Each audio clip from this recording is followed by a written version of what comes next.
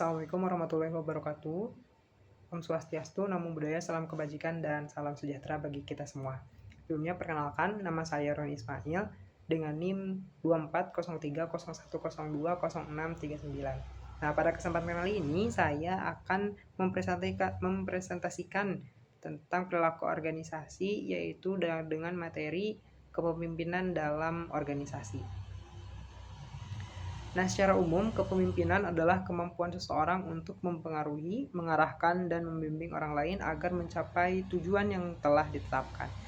Namun, kepemimpinan bukan hanya sekadar memberikan perintah, melainkan lebih kepada bagaimana seorang pemimpin dapat menginspirasi dan membangun kerjasama yang efektif dalam suatu kelompok atau organisasi.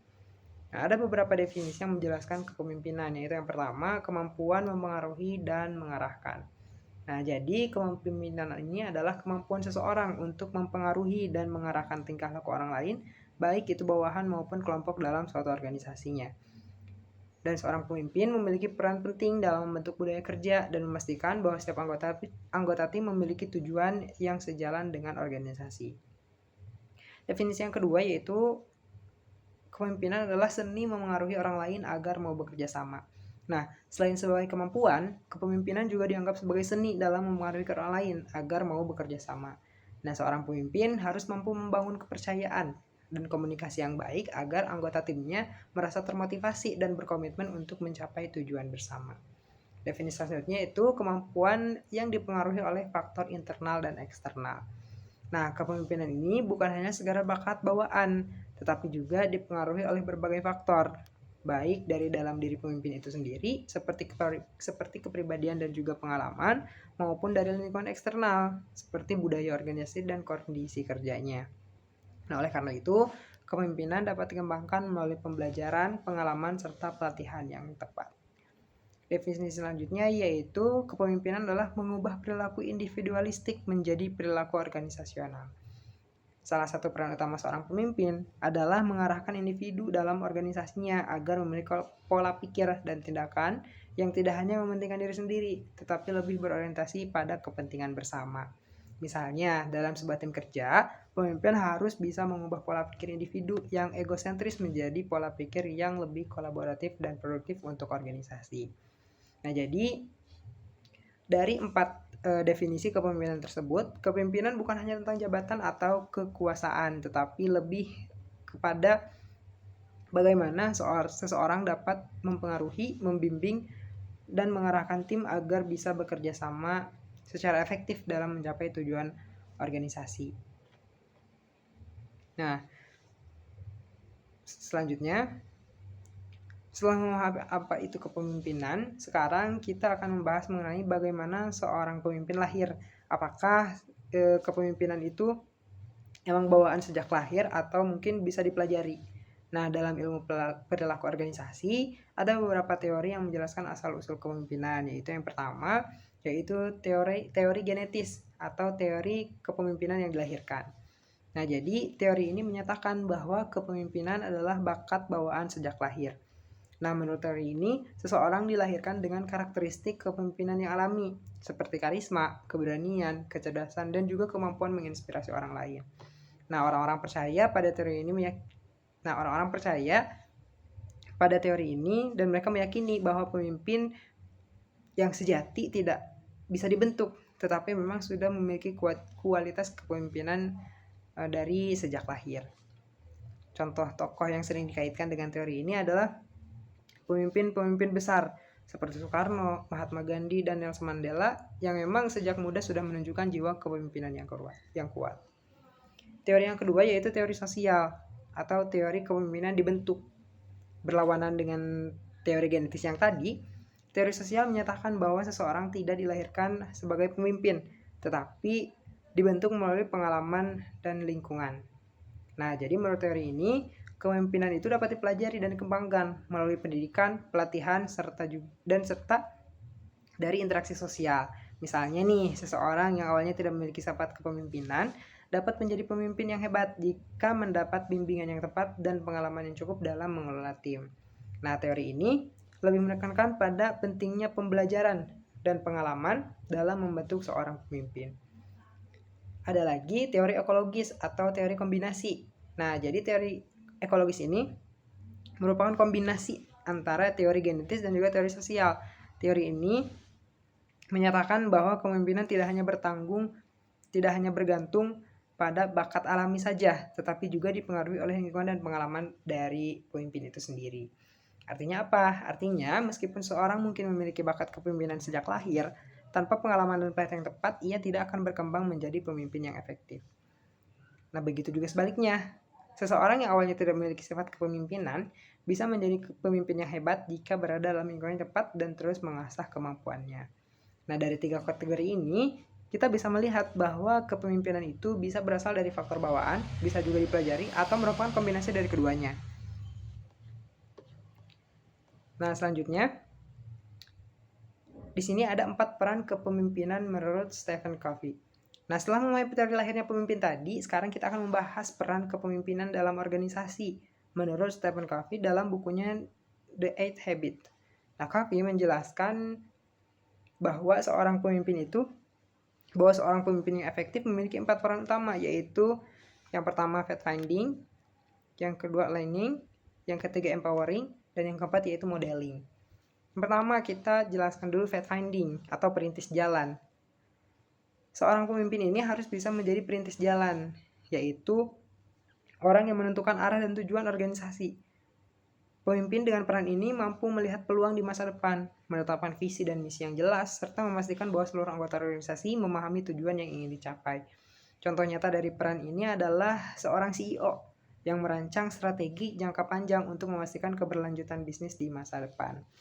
Yang kedua yaitu aligning atau penyelaras. Selain menetapkan visi, seorang pemimpin juga harus mampu menyelaraskan sumber daya dan strategi agar selaras dengan tujuan organisasi. Peran ini berkaitan dengan membangun sinergi dalam tim, memastikan bahwa setiap anggota memahami perannya dan menciptakan lingkungan kerja yang harmonis.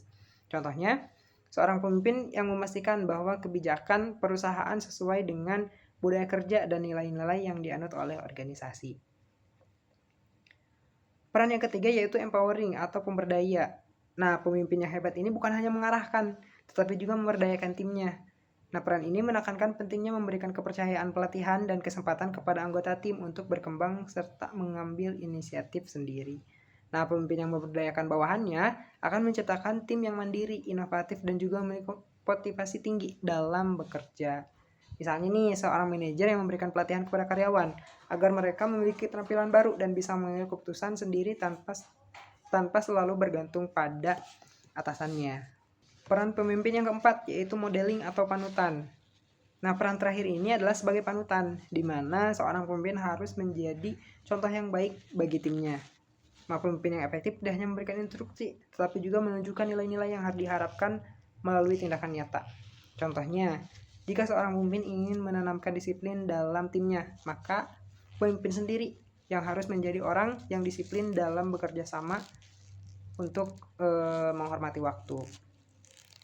Nah, kesimpulannya, menurut Stephen Covey ini, pemimpin yang efektif itu harus memiliki 4 peran utama: perintis jalan yang menetapkan visi, penyelaras yang menciptakan harmonisasi dalam organisasi, pemberdaya yang mendorong pertumbuhan anggota tim, dan panutan yang memberikan contoh nyata. Nah, di slide berikutnya kita akan membahas mengenai 3 gaya kepemimpinan. Nah, setelah mengenai peran kepemimpinan menurut Stephen Covey tadi, sekarang kita akan membahas 3 teori kepemimpinan utama yang menjelaskan bagaimana sih seorang pemimpin itu berinteraksi dengan timnya. Nah, jadi teman-teman, 3 teori ini adalah yang pertama trait teori atau teori sifat, yang kedua behavior teori atau teori tingkah laku, yang ketiga yaitu kontingensi teori atau teori situasional. Nah, setiap teori ini memiliki pendekatan yang berbeda dalam menjelaskan bagaimana seseorang menjadi pemimpin yang efektif. Kita masuk ke teori yang pertama yaitu trait teori atau teori sifat atau perangai. Nah, jadi teman-teman, teori ini berfokus pada karakteristik bawaan dari seorang pemimpin yang membedakannya dari orang lain. Menurut teori ini, seorang pemimpin itu memiliki sifat-sifat tertentu yang membuatnya efektif, seperti keberanian, kepercayaan diri, kecerdasan, serta kemampuan berkomunikasi yang baik. Nah, selain sifat kepribadian tadi, teori ini juga melihat faktor fisik, seperti tinggi badan, atau mungkin ekspresi wajah yang bisa saja hal itu dianggap memengaruhi kewibawaan seorang pemimpin. Akan tetapi, teori ini mendapat kritik teman-teman karena tidak semua orang dengan sifat kepemimpinan bawaan bisa menjadi pemimpin yang lebih sukses jika tidak memiliki pengalaman dan pembelajaran yang tepat. Nah, teori yang kedua yaitu behavior theory atau teori tingkah laku. Teori ini berbeda dengan teori sifat yang tadi teman-teman. Kenapa? Karena teori ini lebih menekankan pada bagaimana sih seorang pemimpin itu bertindak, bukan hanya karakteristik bawaan dari pemimpin itu sendiri. Nah, jadi menurut teori ini, kepemimpinan bisa dipelajari dan dikembangkan melalui kebiasaan, pengalaman, dan pelatihan. Nah, dari sini ada dua tipe utama dalam kepemimpinan pemimpin. Yang pertama itu pemimpin yang berorientasi pada tugas, di mana dia hanya fokus pada pencapaian target dan efisiensi kerja. Yang kedua yaitu pemimpin yang berorientasi pada hubungan. Nah, pemimpin yang satu ini lebih fokus pada membangun komunikasi yang baik dengan tim dan juga menciptakan lingkungan kerja yang kondusif. Nah, jadi teman-teman, teori ini mengajarkan bahwa kepemimpinan bukan sesuatu yang harus dimiliki sejak lahir, tapi bisa juga dikembangkan melalui pembelajaran dan juga pengalaman. Nah, teori yang ketiga, teori selanjutnya yaitu teori kontingensi atau teori situasional. Nah, jadi teman-teman, teori ini menyatakan kalau gak ada gaya kepemimpinan yang selalu efektif dalam setiap situasi. Nah, jadi pemimpin yang baik ini tuh harus bisa menyesuaikan gaya kepemimpinannya dengan situasi dan kondisi bawahannya. Nah, jadi pendekatan ini dikenal sebagai situational leadership, di mana pemimpin ini harus melihat faktor-faktor seperti apa yang jadi si pemimpin itu harus melihat faktor-faktor seperti tingkat pengalaman, motivasi, dan juga kebutuhan bawahan sebelum menentukan bagaimana sih caranya mereka dipimpin kayak gitu. Contohnya nih, jika tim masih baru dan belum berpengalaman, pemimpin harus lebih mengontrol dan memberikan arahan yang jelas. Berbeda dengan tim yang sudah berpengalaman dan mandiri, pemimpin ini bisa lebih memberikan kebebasan dan hanya berperan sebagai mentor saja bagi mereka. Dengan kata lain, pemimpin yang efektif ini harus fleksibel dan mampu menyesuaikan pendekatan kepemimpinannya dengan situasi yang ada. Nah, dari ketiga teori ini, kita bisa memahami teman-teman bahwa kepemimpinan bisa berasal dari sifat bawaan yang berdasarkan teori tadi, bisa juga dipelajari melalui tindakan dan kebiasaan, yaitu dan sesuai dengan behavior teori tadi, ataupun bisa berubah sesuai dengan kondisi dan kebutuhan tim, yaitu berdasarkan kontingensi teori.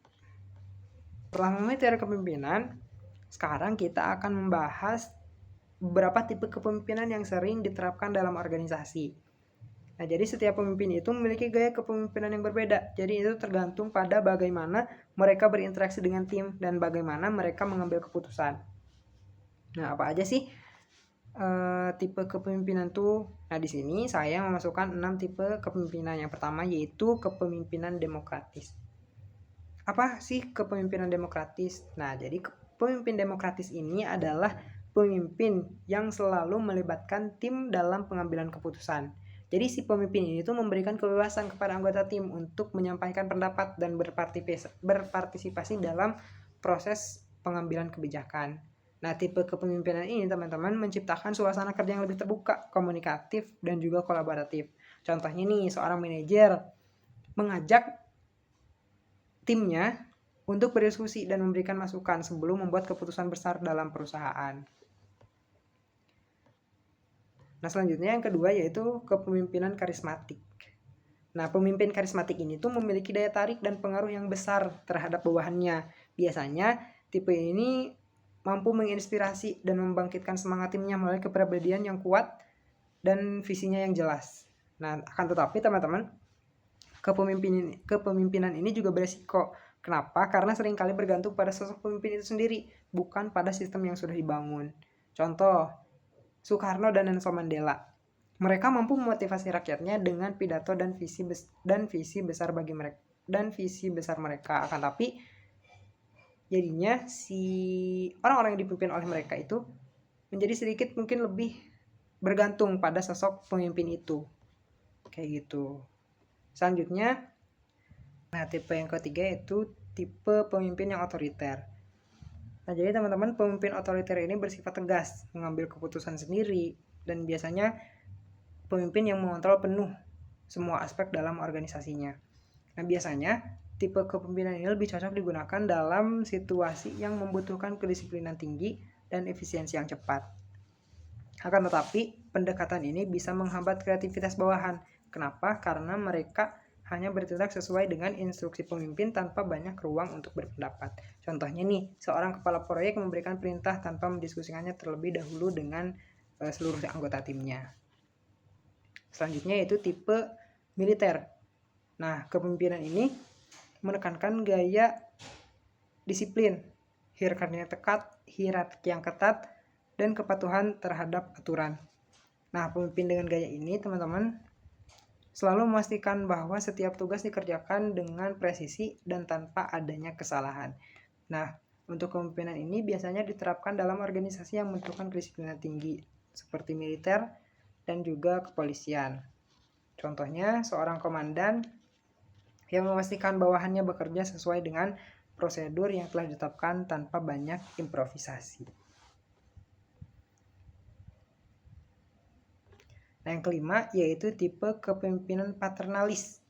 Nah, pemimpin paternalis ini seperti seorang ayah bagi anggotanya. Kenapa? Karena seorang ayah itu dapat melindungi dan membimbing anak-anaknya. Nah, begitu juga dengan pemimpin yang paternalis ini. Jadi si pemimpin itu memperlakukan timnya penuh dengan perhatian, ya layaknya seorang keluarga, dan juga selalu memastikan kesejahteraan dari anggotanya. Namun, gaya pemimpinan ini bisa membuat bawahan menjadi terlalu bergantung pada pemimpin dan kurang mandiri dalam bekerja. Contohnya, seorang CEO yang tidak hanya memperhatikan kinerja karyawan, tetapi juga peduli terhadap kehidupan pribadi mereka. Selanjutnya, tipe kepemimpinan birokratis. Nah, tipe kepemimpinan ini sangat berorientasi pada aturan, prosedur, dan juga regulasi yang telah ditetapkan. Nah, pemimpin birokratis ini memastikan bahwa setiap keputusan yang dibuat itu berdasarkan kebijakan yang sudah ada dan mengikuti prosedur formal. Keuntungan dari gaya ini adalah kejelasan dalam sistem kerja, tetapi kelemahannya adalah proses pengambilan keputusan bisa menjadi lebih lambat dan juga kurang fleksibel.